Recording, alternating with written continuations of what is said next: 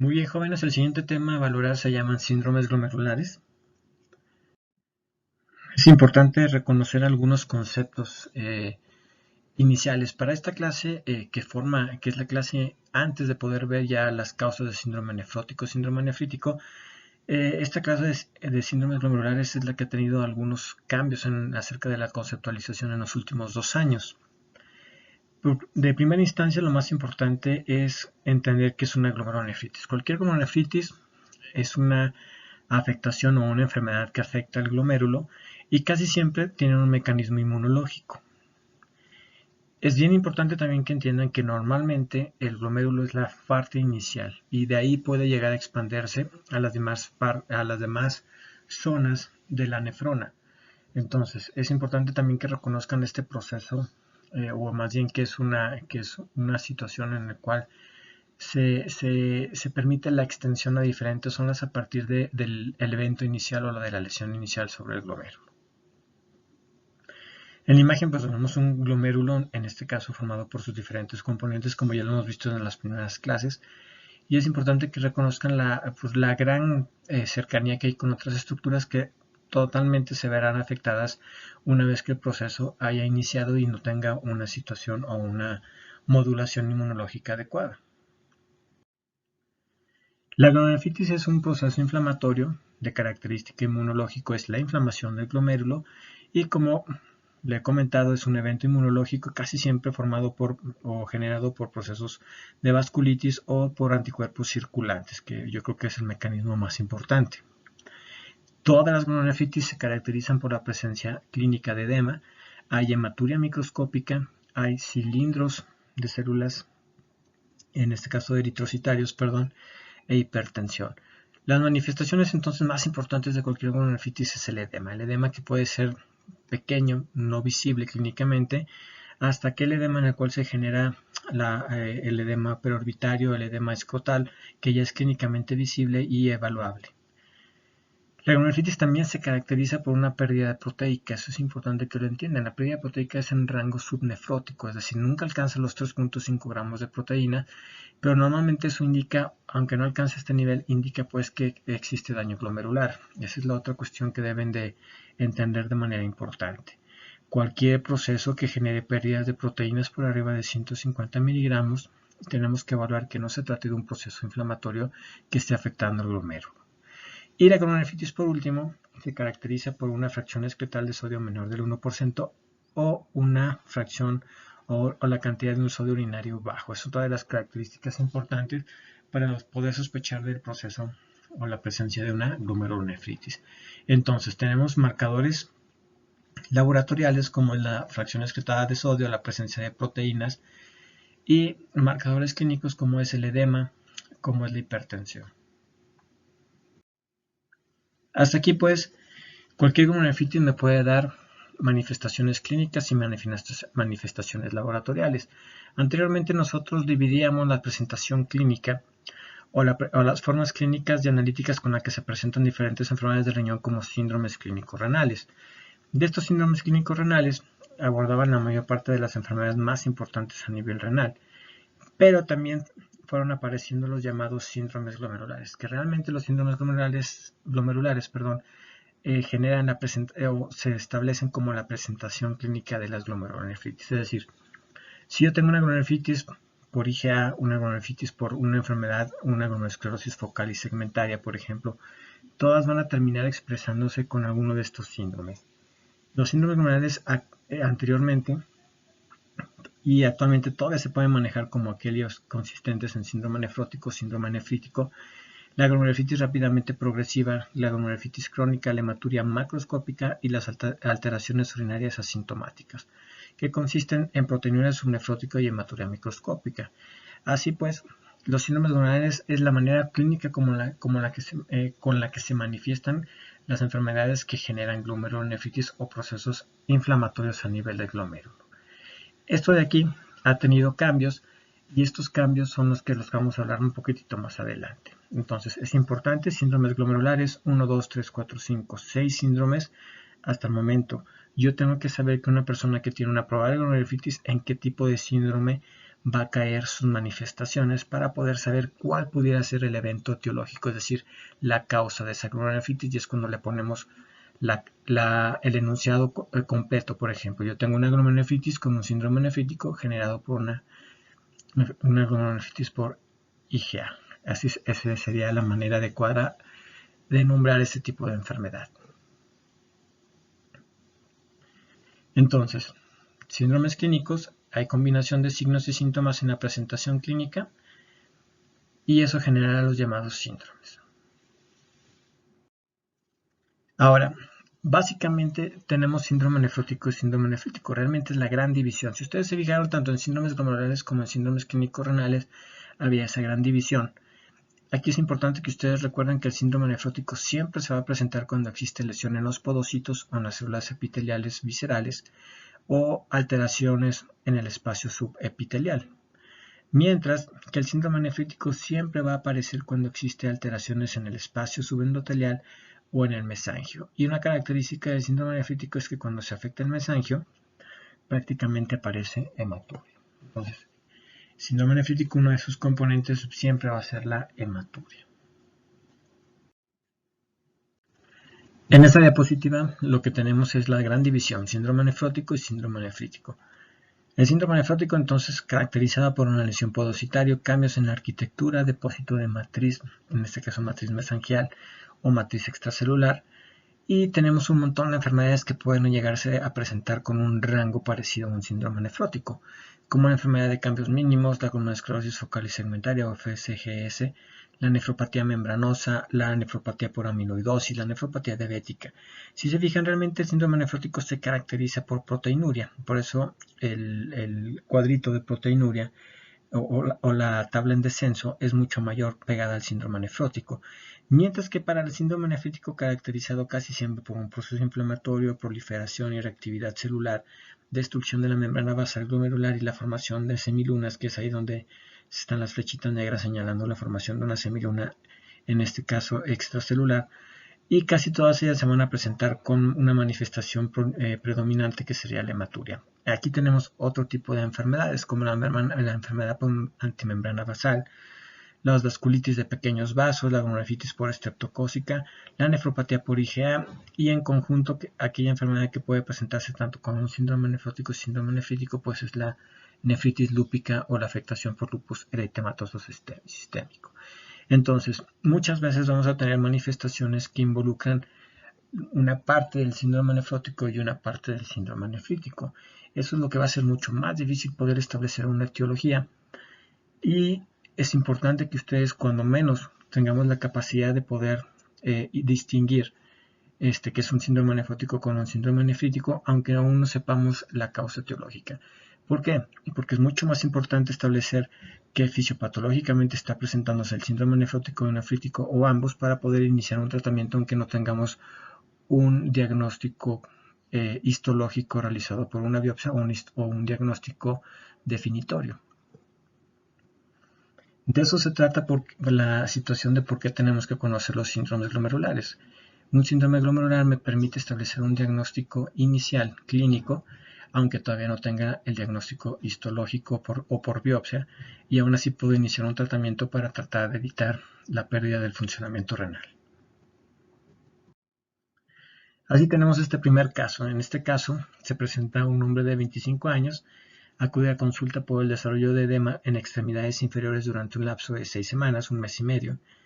Una historia clínica que no hay relevancia, no hay antecedentes importantes, el examen físico solamente con edema, hay un GODET 2 cruces, establecido a través de la clasificación de cuánto tiempo tarda en rellenarse esa fobia, y se presenta ese GODET y ese edema en el tercio medio de ambas extremidades inferiores, y se maneja una presión arterial de 135/80, que para el rango de edad ya es un estado prehipertenso. Laboratorios revelan una urea de 15, una creatinina de 0.9, aparentemente en rangos normales, pero revela una albúmina sérica de 1.7, cuando el rango normal es de 3.5 a 5. Tenemos un examen general de orina o urianálisis con 4 cruces de proteínas por tira reactiva, que indica que hay pérdida de proteínas o proteinuria, y un sedimento con cuerpos ovales grasos, cilindros hialinos y 2 eritrocitos por campo. Se realiza una proteinuria en orina de 24 horas y se encuentra que nuestro paciente está perdiendo 10.8 gramos por día de proteínas. La clásica pregunta en este momento del paciente es: ¿qué tengo?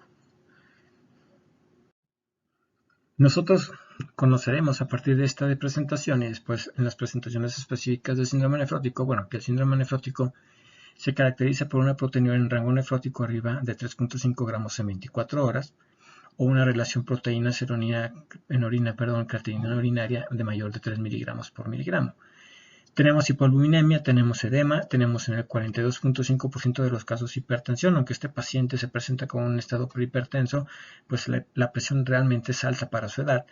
Y hiperlipidemia mixta, lipiduria, hipercoagulabilidad e inmunosupresión. Entonces, prácticamente nuestro paciente se está presentando laboratorial y clínicamente por el edema y la hipertensión o el estado prehipertensivo con un síndrome nefrótico. Hasta aquí nosotros podríamos catalogar a nuestro paciente con un síndrome glomerular consistente en un síndrome nefrótico y es un diagnóstico clínico y analítico. Nuestro síndrome nefrótico, como ya lo habíamos comentado inicialmente, siempre es generado por una lesión de células epiteliales viscerales o podocitos, manifestándose por borramiento de podocitos o fusión podocitaria. Y existen otros elementos como la formación de inmunocomplejos, es decir, complejos antígeno-anticuerpo que van y se depositan en el espacio subepitelial, como en el caso de la nefropatía membranosa, y situaciones en las cuales se cambia tanto, existe un fenómeno inflamatorio no tan severo como un síndrome nefrítico, pero genera cambios y genera una respuesta por parte de la membrana basal glomerular o del mesangio para incrementar la producción de matriz extracelular que establece la presencia también de un síndrome nefrótico. Entonces, hasta aquí, lo más importante que quiero que recuerden es que la lesión podocitaria es una de las lesiones o la lesión que predomina en el síndrome nefrótico. Entonces, lesión podocitaria, cambios en la arquitectura por cicatrices, matriz extracelular ampliamente depositada, depósito de matriz u otros elementos, y clínicamente hay, laboratorialmente y clínicamente realmente existe edema, hay hipertensión en el 42.5% de los casos, ¿sí? En algunos casos puede haber depresión intravascular e hipotensión, sobre todo cuando utilizamos algún medicamento como los diuréticos, y laboratorialmente se va a presentar con una proteinuria en rango nefrótico arriba de 3.5 y junto a hipoalbuminemia y trastornos en los lípidos por la capacidad o la necesidad de corregir esa albúmina por parte del hígado, como veremos propiamente ya en la presentación del síndrome nefrótico. Así pues, existen cambios estructurales en el síndrome nefrótico. El cambio estructural, como ya les he comentado, es siempre la lesión extensa de las células epiteliales viscerales o podocitos que se manifiesta por fusión podocitaria o borramiento de pies podocitarios. Laboratorialmente, el examen general de orina se convierte en una herramienta muy importante. El sedimento urinario, que es parte del examen general de orina o urianálisis, siempre revela una falta de proceso inflamatorio glomerular, es decir, vamos a tener eritrocitos, leucocitos, cilindros hialinos y cilindros en algunos casos, más que nada en algunos cilindros de tipo granulocítico, pero realmente los niveles son normales para tanto glóbulos rojos como eritrocitos o como leucocitos. Y lo más importante es que existe, que se genera es una afectación leve de la capacidad de filtrado, es decir, en nuestro caso tenemos una creatinina y una urea normal. ¿Sí? Entonces, realmente en el síndrome nefrótico la función renal o el filtrado glomerular no se ve afectado. Entonces, la lesión podocitaria, que mostramos aquí una imagen, que realmente es el desprendimiento o fusión podocitaria o pérdida de podocitos, inclusive las células epiteliales viscerales o podocitos pueden aparecer en orina, y eso hablaría de la pérdida que ocurre y de la lesión que se va a manifestar como un síndrome nefrótico. El segundo caso es el caso de una niña o una mujer de 18 años que acude a consulta por presentar edema periorbitario, una manifestación similar al caso anterior, solamente que ahora predomina a nivel facial. 2 días de evolución, orina oscura, que genera pánico y acude a revisión de urgencias. 2 semanas con cuadro de odinofagia, síndrome febril que imposibilitó 2 días acudir a clases y se resolvió este cuadro en 7 días. El examen físico revela una presión de 150-105, que realmente ya es un grado hipertensivo 2. Edema facial, mínimo eritema de faringe y realmente la paciente ha referido que ha orinado menos en los últimos días y en las últimas horas. Entonces, aquí tenemos manifestaciones importantes, una orina de color distinto, una orina oscura que siempre debe hacernos sospechar de la presencia de hematuria macroscópica. ¿Qué revelan los laboratorios? Clínicamente hay disfunción renal, existe lesión renal, alteración de la función renal, tenemos una creatina de 2.1 y un BUN de 32 miligramos, que transformado en urea multiplicaremos por la variante de 2.14, muy parecido al pi, y serían casi 60 de urea, muy por arriba del límite normal de 45. Entonces tenemos urea y creatinina elevadas, alteración de la función renal, albúmina en rango normal, tenemos una cruz de proteínas y tenemos sangre en tira reactiva. Tenemos un sedimento urinario con muchos eritrocitos, es el culpable de que la orina haya cambiado de coloración con apariencia dismórfica, y tenemos cilindros eritrocitarios. Cilindro eritrocitario igual a glomerulonefritis, igual a clínicamente un síndrome nefrítico. Se genera el conteo de proteínas en orina de 24 horas y tenemos un conteo de 1150 miligramos, es decir, 1.15 gramos, es decir, una proteína no normal, pero que no alcanza el rango nefrótico, pero de todos modos se considera una proteinuria de origen por glomerulonefritis. La paciente posteriormente a los 3 días de iniciar el cuadro genera la presencia de infiltrados pulmonares, disnea de medianos y mínimos esfuerzos compatibles con edema agudo pulmonar. Edema agudo pulmonar desarrollado por sobrecarga hídrica, por la hipertensión pulmonar y en este caso, por el proceso renal inicial que establece la gravedad del paciente. Entonces, característica de este paciente es alteración de la función renal. Eso hace o genera una lesión renal aguda. Con esa sola definición, el paciente es mucho más grave en esta presentación. ¿Cuál es la pregunta más frecuente que hacen este tipo de pacientes? Bueno, ¿qué es la pregunta más frecuente que me hacen este tipo de pacientes? Es si me voy a morir. Sentirse ahogarse en vida, sin agua, con un edema agudo pulmonar es la situación más angustiante para ellos y es la situación en la cual debemos evitar que se llegue a producir, que es una complicación de este cuadro. Esta paciente pues presenta un síndrome glomerular consistente en un síndrome nefrítico. ¿Cuáles son los componentes? Una proteinuria menor o una proteinuria en un rango de 1 a 2 gramos. Como habíamos visto, casi siempre el rango de las glomerulonefritis. Hay edema. En este caso el edema es tanto por aumento de la presión hidrostática y fuga intersticial por la pérdida de filtrado glomerular, como vemos en la imagen de la derecha. Hay retención de agua y sal. Es una hipertensión también, el otro componente es hipertensión, oliguria, elevación de azuados o disfunción renal. Y la hipertensión en este caso es volumen dependiente o hipervolémica, que es lo que permite que aparezca la complicación como el edema agudo pulmonar. Una de las características también es que una vez que hay elevación de azuados, hay disfunción de la función renal. En este caso aparece oliguria o disminución de volúmenes urinarios. Y es una de las características de que nos debe de poner en alerta porque está cumpliendo realmente con los criterios de una lesión renal aguda por una glomerulonefritis, que es algo bien complicado y algo que hay que reconocer rápidamente para evitar complicaciones de mortalidad. El otro componente que nos presenta esta paciente es la hematuria. Pues realmente nos presentó hematuria, nos presentó oliguria, alteración en el funcionamiento renal o elevación de azuados, hay hipertensión, hay edema y proteinuria. Realmente nuestra paciente presentó los 5 componentes básicos del síndrome nefrítico. En este momento ya tiene un síndrome renal consistente en un síndrome nefrítico. Yo tengo que iniciar el manejo por la situación de gravedad, aunque no tenga realmente la causalidad. Es decir, todavía no sé decir si el síndrome nefrítico es por una glomerulonefritis por IgA, si es por una glomerulonefritis postinfecciosa. Lo que me interesa aquí es conocer la fisiopatología, reconocer qué síndrome glomerular es el que tiene para poder iniciar el tratamiento y evitar complicaciones mientras tengo un diagnóstico definitivo después de realizar una biopsia renal.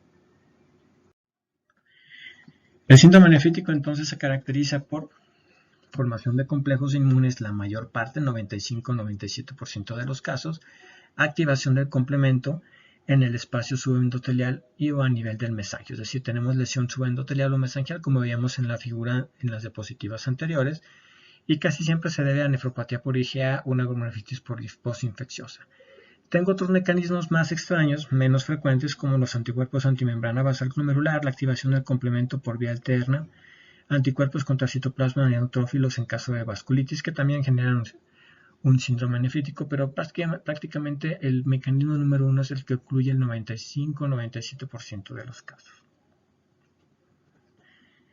Entonces, yo voy a tener un glomérulo tapizado de células, hay inflamación, hay proliferación, hay infiltración de células inflamatorias, neutrófilos, macrófagos, linfocitos, hay ruptura de membrana basal glomerular, y eso es lo que genera ese tapizado, es lo que tapa los capilares glomerulares y por lo tanto hay disminución del filtrado, elevación de urea y creatinina y disminución de la producción de orina con oliguria. Características clínicas, lo que vimos: hematuria, edema, hipertensión, oliguria y disminución de la función renal. Eso es lo que caracteriza el síndrome nefrítico y es importante evaluarlo de manera inicial y encontrarlos para establecer la gravedad. Entonces, cambios estructurales del síndrome nefrítico. El hallazgo estructural es un proceso inflamatorio activo en el endotelio glomerular.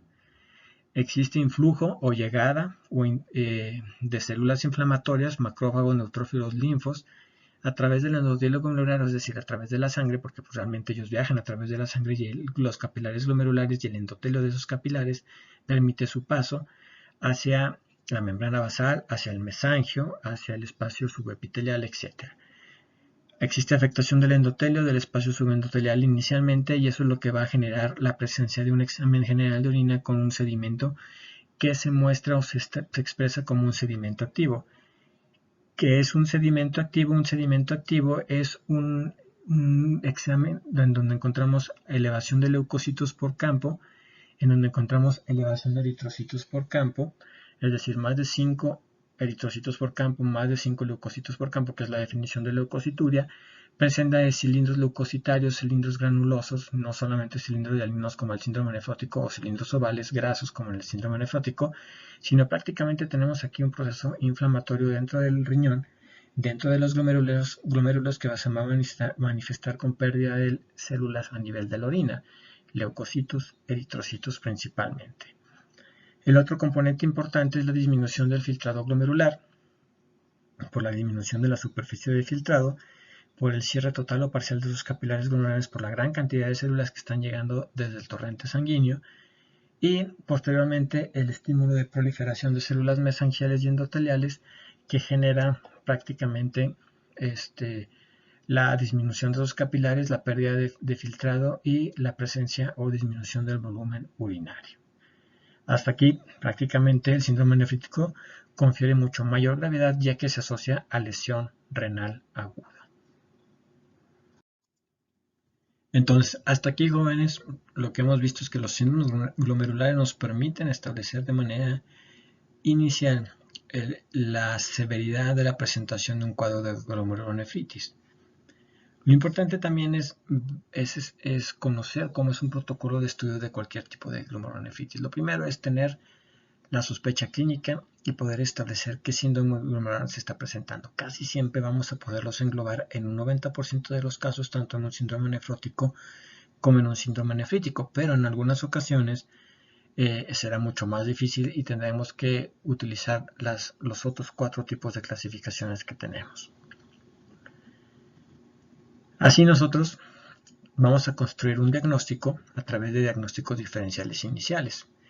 Recuerden que todos nuestros diagnósticos en medicina son basados en la historia clínica, en el examen físico, en los estudios de laboratorio y en este caso en el ultrasonido renal. Específicamente el estudio o protocolo para establecer una glomerulonefritis. Nosotros tenemos realmente en nefrología pocos datos clínicos, tenemos hipertensión, tenemos edema, tenemos evaluación del tamaño renal en el caso de que existe crecimiento, quistes gigantes, masas renales, puntos ureterales presentes en el caso de un proceso urológico obstructivo que se convierta en una nefropatía isquémica obstructiva, y realmente el edema a nivel sacro, el edema a nivel pretibial, por ejemplo, la hipertensión y los exámenes clínicos para valorar la función renal y algunos marcadores se convierten en las herramientas más importantes para tratar de determinar el tipo de síndrome glomerular con el cual se está presentando nuestro paciente. Así pues, los puntos a tomar en la evaluación de cualquier enfermedad glomerular sería la historia clínica, el examen físico, pruebas de laboratorio o gabinete.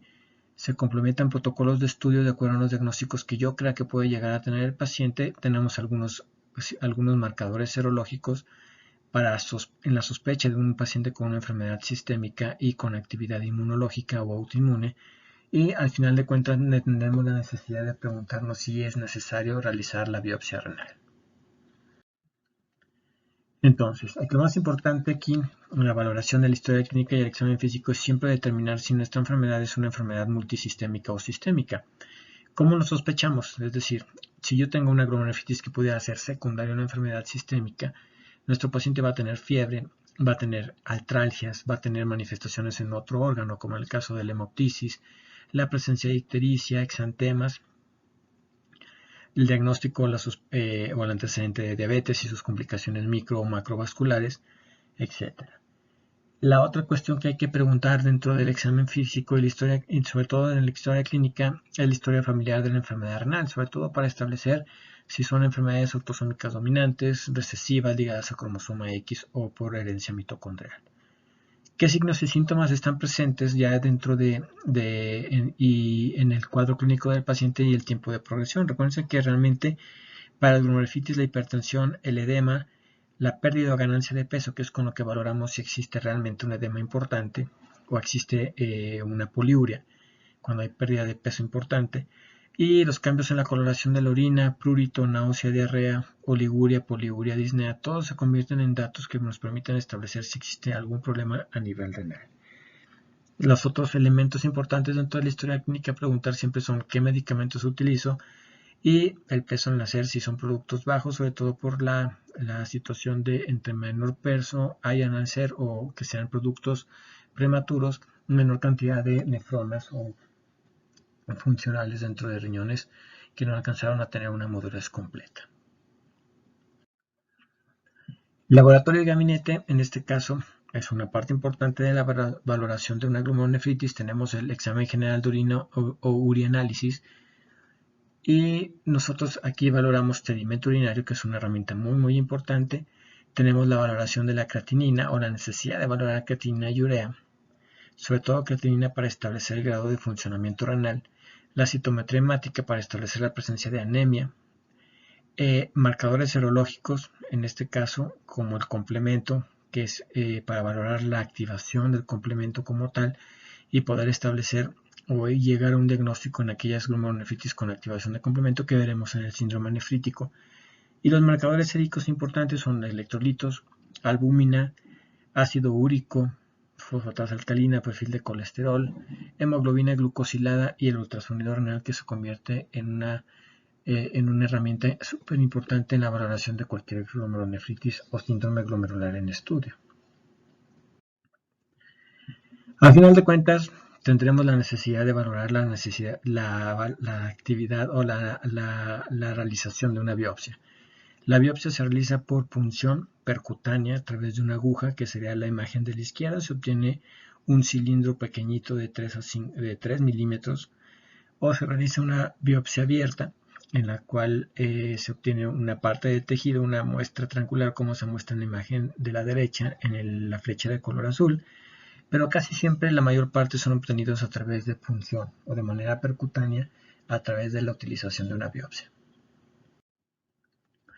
¿Qué es lo que obtenemos? Este cilindrito, ahí en la flecha azul de la imagen superior, nosotros tenemos una serie de glomérulos que son visibles a simple vista, y en la imagen inferior pues tenemos mayor cantidad de glomérulos mucho más pequeños.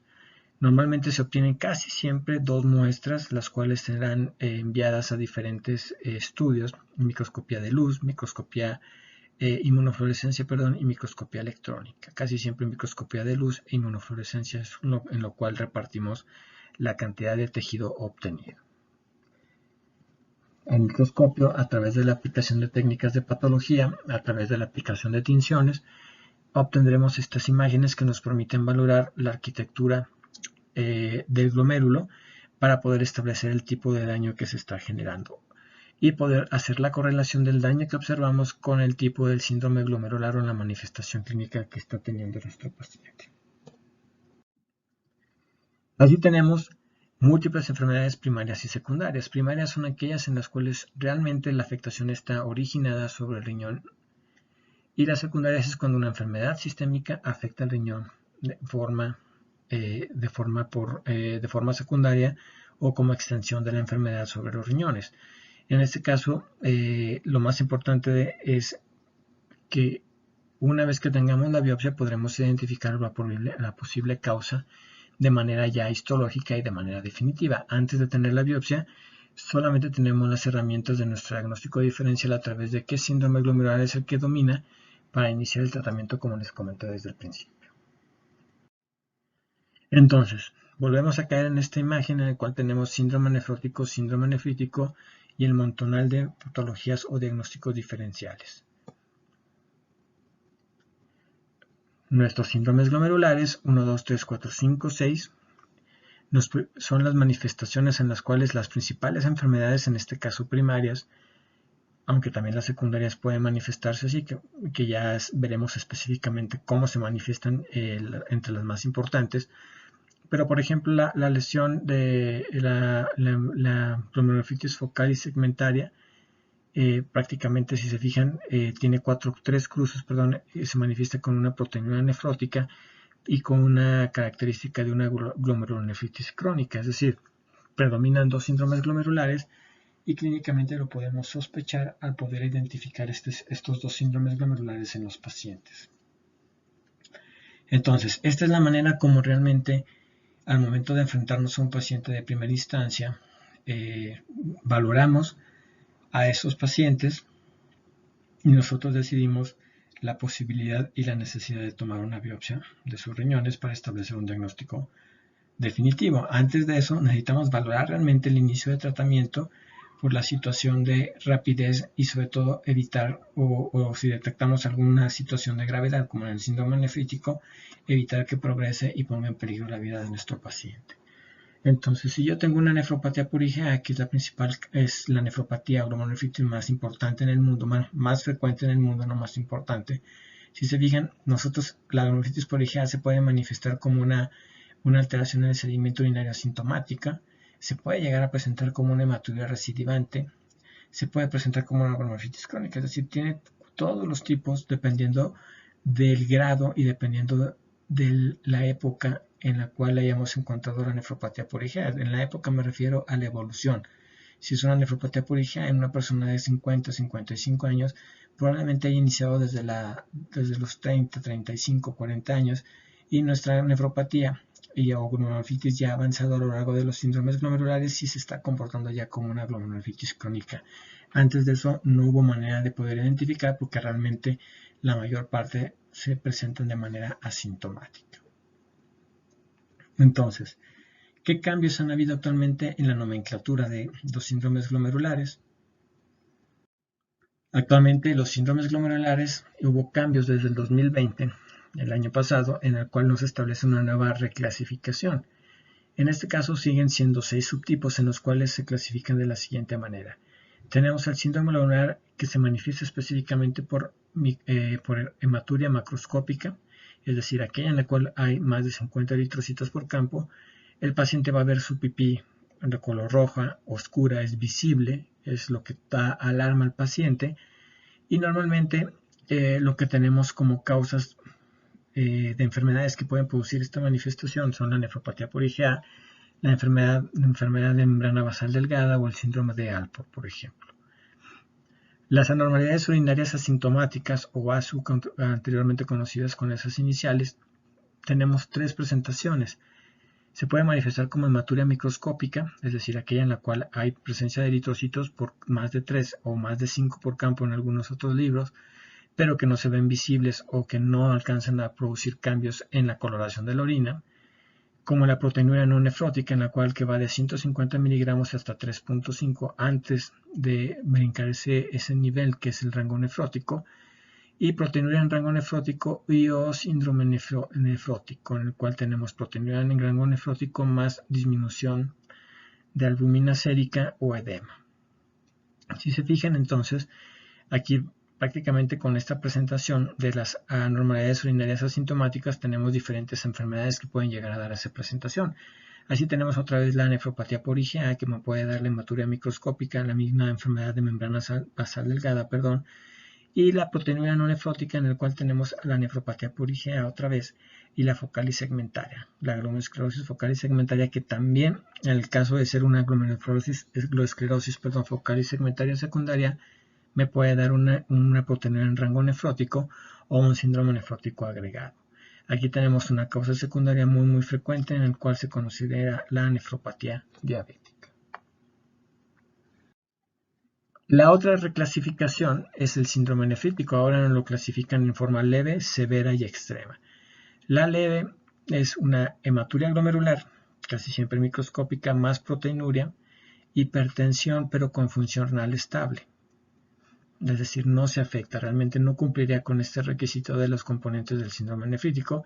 Aquí prácticamente tenemos la glomerulosclerosis focal y segmentaria secundaria, la nefritis lúpica y la glomerulonefritis membranoproliferativa. Cuando se manifiesta de manera severa sería cuando sí existe disminución del funcionamiento renal. Y aquí ya tenemos todas las glomerulonefritis asociadas a complejos inmunes, asociadas a procesos infecciosos y la glomerulopatía por C3. Y aquel síndrome nefrítico extremo, el cual anteriormente se conocía como glomerulonefritis rápidamente progresiva, actualmente cae dentro de esta clasificación, aunque una vez que tengamos histológicamente datos de una glomerulonefritis rápidamente progresiva, que son las llamadas semilunas fibrosas o celulares, prácticamente el diagnóstico histológico es una rápidamente progresiva. Previamente entonces el síndrome nefrítico extremo hace hincapié en que pudiera tratarse de esta glomerulonefritis rápidamente progresiva y se va a caracterizar por falla renal en un lapso mayor de 2 semanas hasta un lapso de 3 meses. Se va a manifestar con elevación de azuados, aumento de urea y creatinina, con proteinuria que puede estar en rango subnefrótico y hematuria glomerular, pero siempre con alteración de la función renal en un lapso de 2 semanas a menos de 3 meses. Aquí lo que vamos a encontrar principalmente son las llamadas vasculitis pausoinmunes, principalmente los ANCAs o mediadas por ANCAs, y la membrana basal glomerular y los anticuerpos antimembrana basal glomerular. Entonces, lo importante de esta clasificación en síndrome nefrítico es que son severas, que son elementos importantes, y la severa y la extrema requieren de rápidamente valoración, y muchas veces la extrema o rápidamente progresiva requerirá pues de la aplicación de terapia sustitutiva al cumplir con los requisitos de iniciar diálisis o hemodiálisis. La otra reclasificación, volvemos a caer en el renglón del síndrome nefrótico. El síndrome nefrótico, otra vez con proteinuria en rango nefrótico, con evidencia de permeabilidad glomerular mayor de 3.5 de proteinuria en gramos, de mayor de 3.5 gramos en 24 horas, albúmina sérica menor de 3.5, edema, lipiduria. Y aquí tenemos la mayor parte de todas las enfermedades que se manifiestan de esta manera, como la enfermedad de cambios mínimos, la nefropatía membranosa, la glomerulosclerosis focal y segmentaria primaria y la nefritis lúpica en la variante en la clase 5. Tenemos ahora la glomerulonefritis crónica, que actualmente ya se considera como enfermedad renal crónica, en el cual existe daño renal, elevación de urea y creatinina de manera crónica, no de manera aguda como la rápidamente progresiva o el síndrome nefrítico, y la presencia de proteinuria y hematuria. Ahora, ¿cómo se haría la diferenciación? Prácticamente el síndrome nefrítico tiene datos o no tiene disminución del tamaño renal por ultrasonografía, y la enfermedad renal crónica, la glomerulonefritis crónica, hay disminución del tamaño, es decir, los riñones se hacen mucho más pequeños en longitud por el daño crónico y por la presencia de cicatrices o bandas fibrosas de colágeno. En el caso de la glomerulonefritis crónica o enfermedad renal crónica, prácticamente tenemos la nefropatía diabética, la focal y segmentaria secundaria, casi siempre obesidad o síndrome metabólico, y las gamapatías monoclonales, por ejemplo, para el mieloma múltiplo o para las gamapatías monoclonales de importancia incierta. Así pues, realmente la reclasificación vuelve a mostrar esos 6 parámetros. Siempre es tratar de determinar qué síndrome glomerular es el que predomina para tratar de tener en mente cuál pudiera ser la etiología o la enfermedad que pudiera estar originando esto. Obviamente sería forzoso para todos obtener un diagnóstico definitivo a través de la realización de la biopsia, pero no siempre es posible. No siempre es posible por la presentación, en la cual se requiere iniciar manejo o con diálisis o hemodiálisis, por la severidad, por la elevación de azuados, por la presencia de criterios de urgencia dialítica, en el caso del síndrome nefrítico extremo o el severo, y muchas ocasiones también es imposible realizar la biopsia por la situación de no encontrar manera de realizarlo en un sistema de seguridad social o simplemente porque no hay manera de que el paciente tenga los medios para poder realizarla. Entonces muchas veces optamos o debemos de establecer el síndrome glomerular que predomine para tratar de encontrar la fisio o conocer la fisiopatología del síndrome nefrótico-nefrítico con el cual se esté presentando en mayor cantidad y poder iniciar un manejo mientras esperamos la realización de una biopsia para establecer un diagnóstico definitivo. Así pues, el diagnóstico del hombre de 25 años inicial, con todas las manifestaciones de edema, proteinuria en rango nefrótico 10.8 gramos, prácticamente es un síndrome nefrótico. Se inicia el manejo para el síndrome nefrótico, como lo veremos en las siguientes clases, y en este momento al paciente posteriormente se realiza una biopsia, y esta biopsia en este paciente, que en la imagen moradita, que es la microscopía de luz, y la inmunofluorescencia, que es esa imagen verde fluorescente, nos muestra la presencia de anticuerpos dirigidos o que van en contra de cercanos a la membrana basal, y prácticamente nos da el diagnóstico de una nefropatía membranosa con manifestación de un síndrome nefrótico. Si ustedes recuerdan en el cuadrito que vimos anteriormente, es una de las causas importantes del síndrome nefrótico como tal. Prácticamente la inmunofluorescencia me dice que hay un montón de IgG sobre la membrana basal glomerular, y la microscopía de luz me dice que el engrosamiento, esos como chipotitos que se ven dentro de los capilares glomerulares, que indican el engrosamiento por la presencia de esas IgG malamente depositadas en esas zonas. Para el niño de 18 años, con una manifestación más severa, prácticamente nosotros establecimos un síndrome glomerular y un síndrome nefrítico. Con la nueva clasificación es un síndrome nefrítico severo porque hay deterioro del funcionamiento renal, y posteriormente se realiza una biopsia después de disminuir el cuadro de edema agudo pulmonar, mejorando la retención de sal, la hipertensión hipervolémica que tiene el paciente, y prácticamente nos dice con el cuadro anterior la sospecha era de un síndrome nefrítico severo secundario a una glomerulonefritis infecciosa, en este caso postinfecciosa, por el cuadro de faringitis. Aquí lo que vemos en la imagen de la izquierda, en hematoxilina y eosina, que es la tinción, prácticamente vemos cómo no existen capilares glomerulares porque están llenos de células inflamatorias, leucocitos polimorfonucleares, linfocitos y macrófagos, y por eso la paciente ha presentado hematuria macroscópica, disminución de los volúmenes urinarios con oliguria, y que obligó a la afectación o elevación de urea y creatinina. Y en la imagen de la derecha prácticamente vemos otra vez la inmunofluorescencia llena de IgGs. Esas IgGs que realmente, si se fijan, nos dibujan específicamente en donde deberían estar las luces de los capilares glomerulares.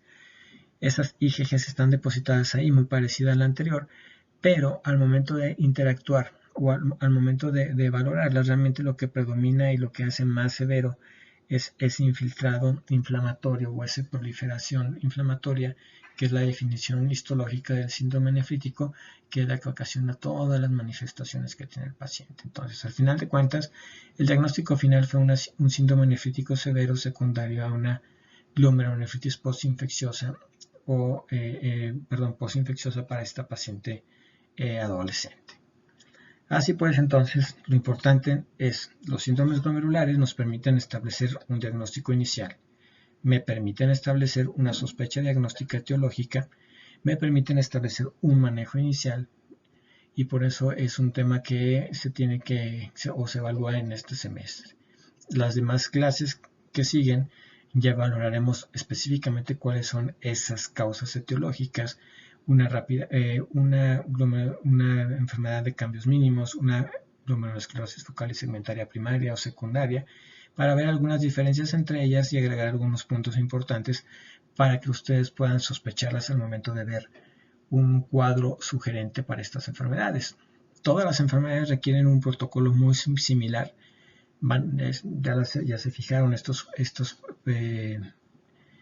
casos clínicos normalmente nos dicen que necesitamos valorar la función renal, necesitamos ver el examen general de orina, necesitamos ver si el paciente está anémico, etcétera, que son parte de lo que vimos intermedio en esta plática, que es parte del protocolo de todo lo que tenemos que pedir en estos pacientes. La ultrasonografía o el ultrasonido renal es parte importante para poder establecer si es un proceso agudo o es un proceso crónico y definir realmente si se trata de una glomerulonefritis crónica en aquellos pacientes en los cuales predomine principalmente la sospecha de un problema renal crónico ya que ha sido progresivo. Entonces, continuaremos más adelante con las siguientes pláticas ya más definidas al tipo de patología.